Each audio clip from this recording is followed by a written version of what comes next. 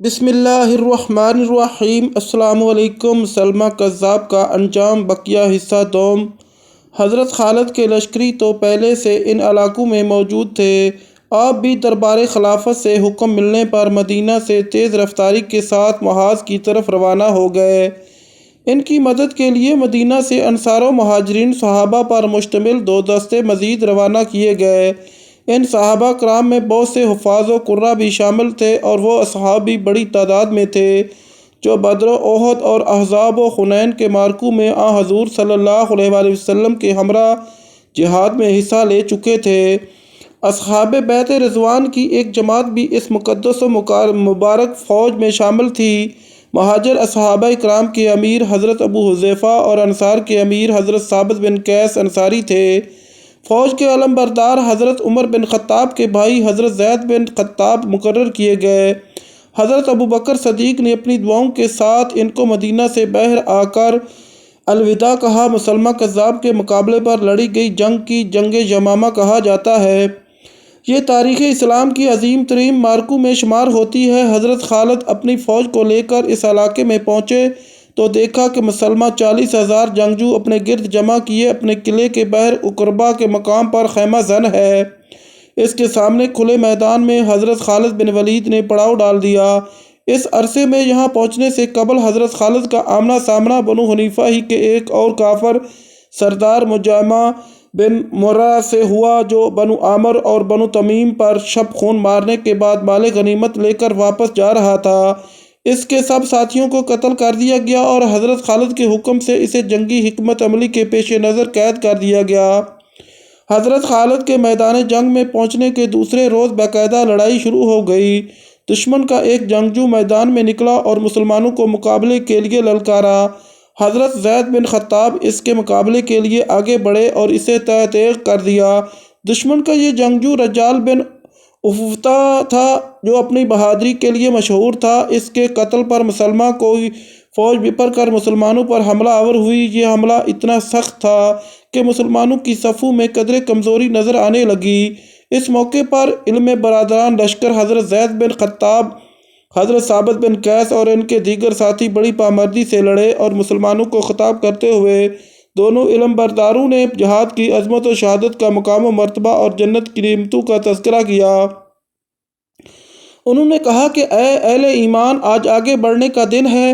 اس طرح حضرت ابو حذیفہ اور حضرت سالم مولا ابو حذیفہ نے بھی اپنے ساتھیوں کو آگے بڑھنے کی تلقین کرتے ہوئے دشمن پر زوردار حملہ کیا۔ وہ بھی مسلمانوں کو مسلسل تلقین کیے چلے جا رہے تھے، جنت کی طرف بڑھو۔ صحابہ کرام کے دلوں میں شہادت کی تمنا تو ہمیشہ رہتی تھی، اب اس تمنا کی اور جلا ملی اور صحابہ کرام نے وہ کارنامہ سر انجام دیا جو یادگار ہے۔ بنو حنیفہ بڑے ماہر تیر انداز سے مسلمان بنو حنیفہ کے تیر اندازوں کے تابڑ توڑ حملوں سے منتشر ہونے لگے تو حضرت عمار بن یاسر آگے بڑھ کر صحابہ کرام کو پکارنے لگے، اے اہل ایمان، میں عمار بن یاسر ہوں، میری طرف آؤ، وہ سامنے جنت ہے، جنت سے کیوں فرار اختیار کر رہے ہو؟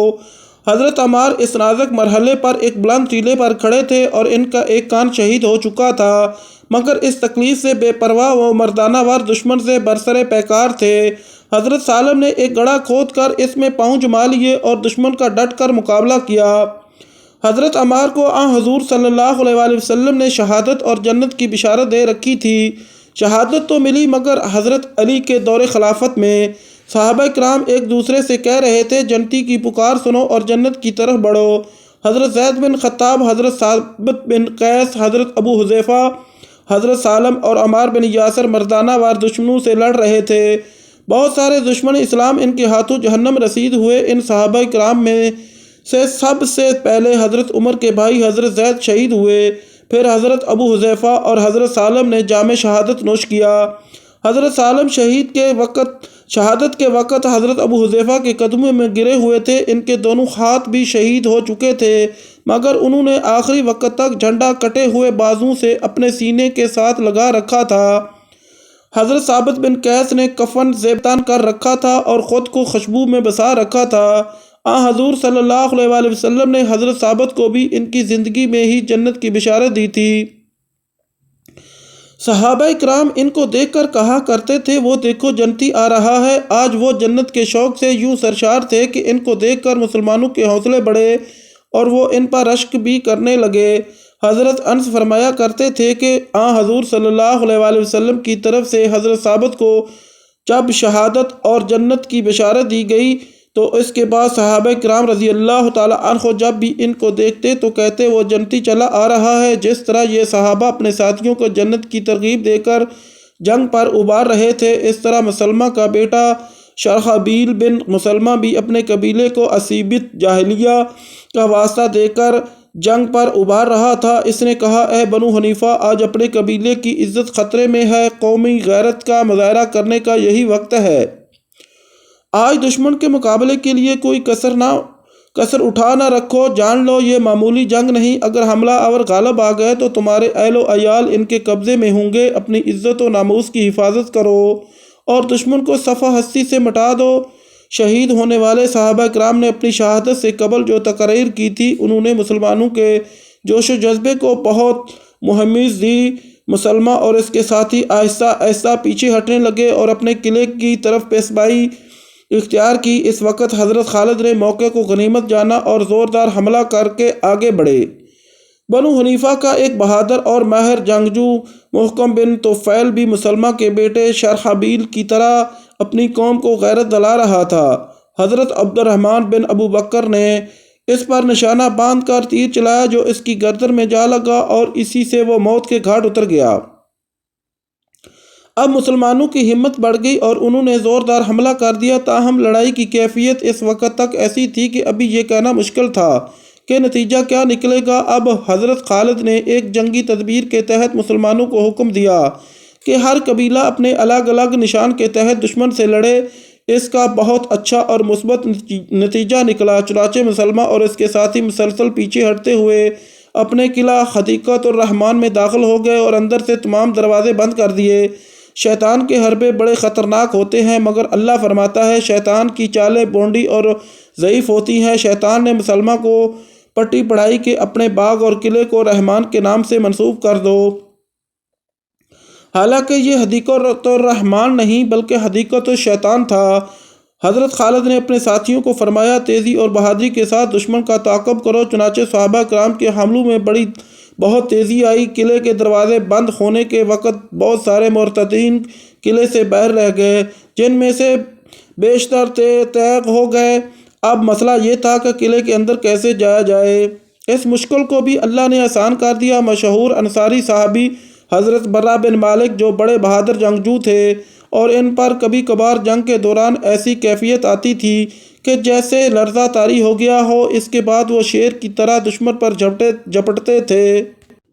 اس لڑائی میں بھی ان پر یہ کیفیت طاری ہوئی اور انہوں نے مسلمانوں سے کہا کہ مجھ کو اٹھا کر کسی طرح باغ کے اندر پھینک دو۔ ساتھیوں نے کہا کہ یہ مناسب نہیں کیونکہ آپ دشمن کے قابو میں آ جائیں گے۔ حضرت برہ رضی اللہ تعالیٰ عنہ نے قسم دے سجے کے ساتھ کہا مجھے باغ میں اتار دو۔ آخر مسلمانوں نے ان کو دیوار پر چڑھا دیا اور انہوں نے بے خطر قلعے کے اندر چھلانگ لگا دی۔ بے شمار مرتدین ان پر ٹوٹ پڑے، وہ تنہا سب کے ساتھ لڑتے بھیڑتے قلعے کے پھاٹک تک پہنچ گئے اور اس کو کھول دیا۔ پھاٹک کھلتے ہی اسلامی لشکر جو باہر انتظار میں کھڑا تھا باغ کے اندر داخل ہو گیا اور فریقین میں خون ریز جنگ ہونے لگی۔ حضرت خالد نے مسلمانوں کو للکار کر کہا مسلمانوں ثابت قدم رہو، بس تھوڑے ایک اور حملے کی دیر ہے کہ دشمن تباہ ہو جائے گا۔ اس للکار پر مسلمانوں نے اس قیامت کا حملہ کیا کہ مرتدین کے قدم اکھڑ گئے۔ مسلمہ بھاگنے لگا تو اس کے ساتھیوں نے کہا تیرا وعدہ کیا ہوا جو خدا نے تیرے قول کے مطابق تو اسے کیا تھا؟ اس لعین و کذاب نے کہا یہ موقع ان باتوں کا نہیں ہے، اپنی جان اور اپنا ننگ و ناموس بچانا ہے تو بچا لو۔ جب یہ جھوٹا اور مکار انسان جان بچانے کے لیے بھاگا جا رہا تھا تو عین اس وقت اس کذاب پر دو حربے ایک ساتھ پڑے۔ ایک حضرت وحشی بن حرب قاتل حضرت حمزہ نے پھینکا، دوسرا حضرت عبداللہ بن زید بن عاصم انصاری نے، جن کے بھائی حضرت حبیب بن زید کو کچھ عرصہ پہلے مسلمہ نے نہایت سفاکی سے شہید کر ڈالا تھا۔ ان کی بہادر والدہ خاتون احد ام عمارہ بھی اس وقت ان کے ساتھ تھیں اور مسلمہ کو تباہ کرنے کے علاوہ اپنے مظلوم بیٹے کا اس سے بدلہ لینے کی خاطر میدان جنگ میں آئی تھیں۔ یہ حربیں پڑتے ہی مسلمہ ہلاک ہو گیا اور مرتدین خواص باختہ ہو کر بھاگ کھڑے ہوئے۔ اس لڑائی میں مرتدین کے 10,000 آدمی مارے گئے۔ جس جگہ وہ قتل ہوئے اس کا نام حدیقۃ الرحمن کی بجائے پورے علاقے میں حدیقۃ الموت مشہور ہو گیا۔ مسلمان شہداء کی تعداد 1,000 سے 1,200 تک تھی۔ ان میں 300 سابقون اولون انصار و مہاجرین تھے، جبکہ مجموعی طور پر 700 کلام اللہ کے حفاظ تھے۔ اس سے قبل کسی بھی جنگ میں کبھی اتنے جلیل القدر صحابہ کرام اتنی بڑی تعداد میں شہید نہیں ہوئے تھے۔ ختم نبوت اتنا اہم موضوع ہے کہ اس کے لیے اتنی بڑی قربانی پیش کرنا پڑی۔ تاریخ اسلامی کی پہلی تمام جنگوں کے اعداد و شمار دیکھیں تو سب شہداء مل کر بھی اتنے نہیں بنتے۔ ناموس رسالت پر حملہ کرنے والی شیطانی قوتوں کو معلوم ہونا چاہیے کہ اس مسئلے پر کوئی مسلمان کبھی سمجھوتہ کر سکتا ہے، نہ کمزوری دکھا سکتا ہے۔ عبرتناک شکست کے بعد بنو حنیفہ کے چند مرتدین نے توبہ کر کے دوبارہ اسلام قبول کر لیا۔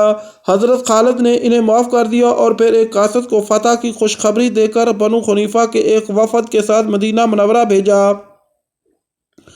حضرت ابوبکر صدیق نے اس وفد کے اراکین سے فرمایا، افسوس تمہارے حال پر، تم کس طرح مسلمہ کذاب کے دام میں فریب میں پھنس گئے۔ انہوں نے ندامت کا اظہار کیا اور معافی کی التجا کی۔ حضرت ابوبکر صدیق نے پوچھا، اس کی تعلیم کیا تھی؟